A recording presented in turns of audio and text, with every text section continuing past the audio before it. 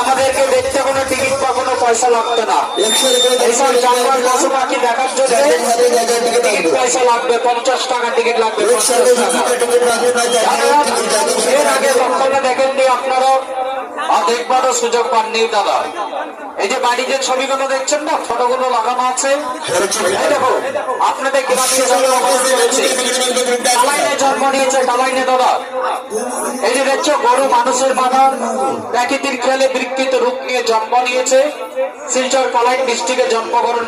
এবছরে সর্বপ্রথমবার এই আপনাদের মেলায় নিয়ে এসছে আপনাদেরকে দেখাবার জন্য। মিউজিয়াম আছে সায়েন্সের বস্তু। এই যে দেখছেন ছবিটা, যেগুলো আপনারা